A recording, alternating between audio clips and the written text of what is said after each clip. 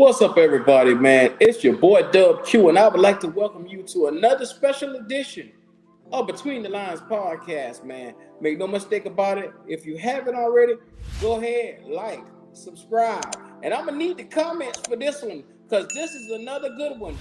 Is Jake Haener a must draft for the Carolina Panthers? Make no mistake about it. The Carolina Panthers need a quarterback. I cannot reiterate that any stronger than I have already. Look, Fresno State has a gem in this guy that's called Jake Haener. He's a senior hailing from great old Danville, CA.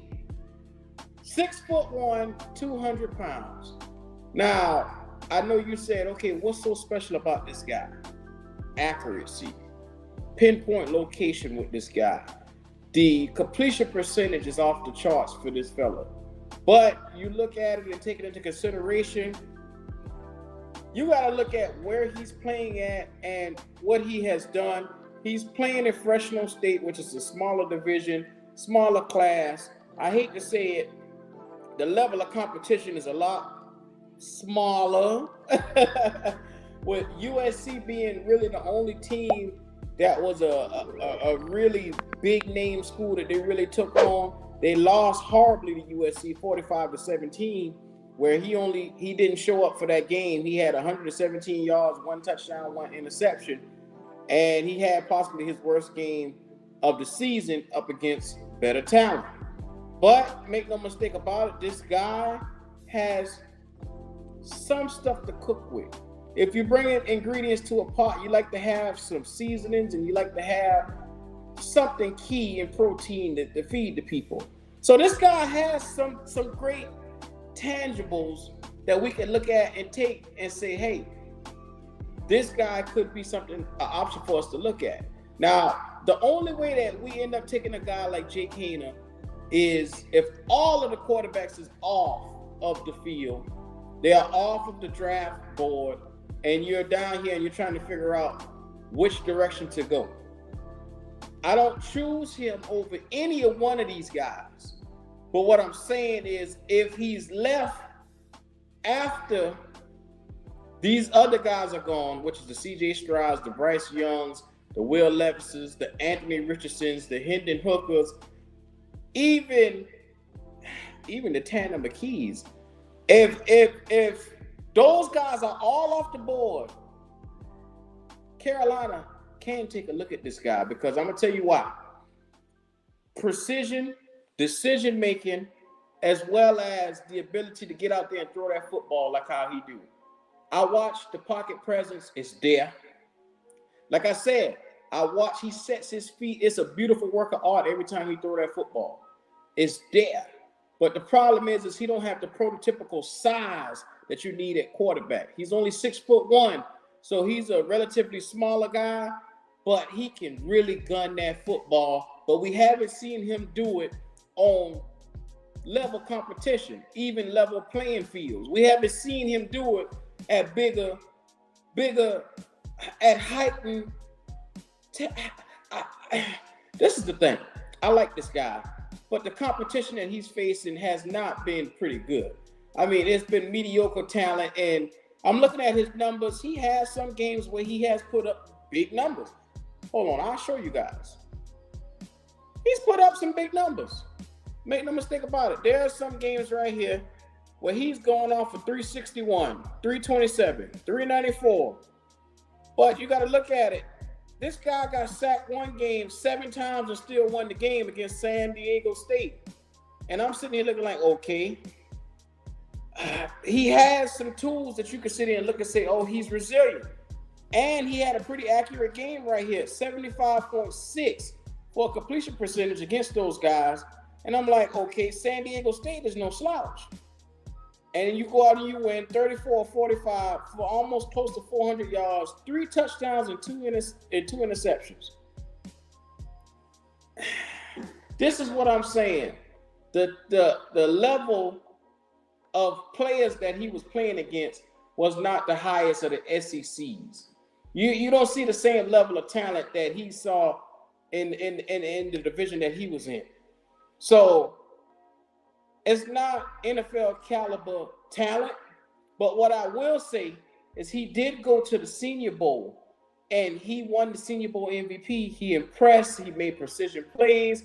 And you got to look at it at the Senior Bowl. It's supposed to be the best of the best that's not projected to go high in the draft, that can go out there and really help their draft stock. And like I said, he went out there and he did what he was supposed to do. He got out there, tossed a touchdown, made some plays. He made some accurate throws. Like I said, my biggest knock with this guy is the level of competition that he faced in college. It just wasn't there. But when I saw him at the Senior Bowl, he did not fold against good talent.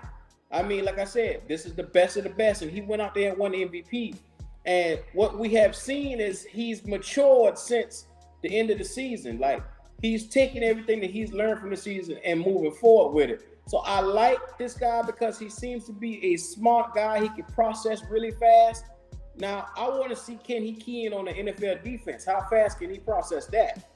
That's what I would like to see.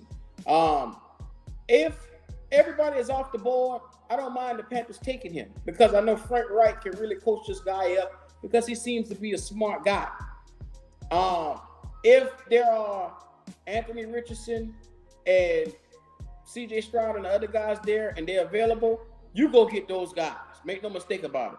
This guy would be playing B and C, not A. Hell, not even B. This guy's option C.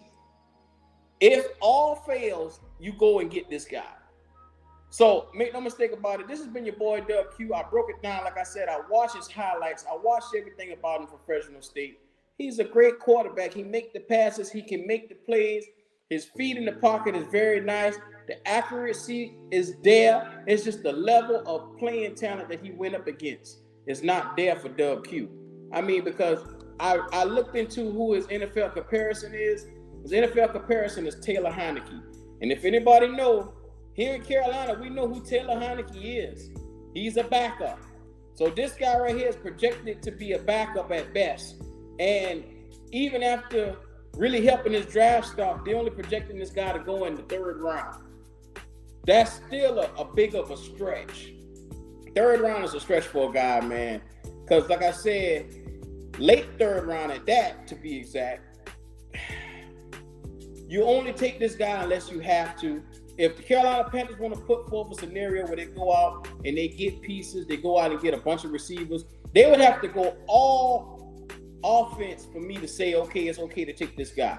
They would have to go get tight ends, wide receivers, running backs at every damn pick for me to give the green light for this guy because he's going to need a bevy of weapons to go along with DJ Moore and the crew. He's going to need all that plus more to be in a good situation. So if they go out and do that, that's fine by me. We just going to have holes on defense. I don't think that's the best way to go with this, but this is just me putting it out there. I like the guy. I don't know if we should draft the guy. I definitely think that we should not draft him if the other guys are there and available. We should only get him as a contingency plan because I don't see it being worthwhile to the Panthers and Frank Reich coming in his first year to really experiment. If you're going to take this guy, you can roll with Matt Corral, if I were to just be honest with you. And I know a lot of people think that that's an unpopular opinion. Some people think that's what you should do if you're going to take a guy like this. But all I'm saying is this is playing Russian roulette with your job. If you're going to miss out on a bunch of guys and try to take this guy to go out with, you're playing Russian roulette with your career, Frank Reich. Don't do that. You already did that at Indy. You don't want it to end short here. So, hey, this has been your boy Dub Q. And this is why I think Jake Haener should go in the draft. I'm not sure if we should go to Carolina. But like, subscribe to the channel, man. Show your boy that love, man. Y'all already know what time it is.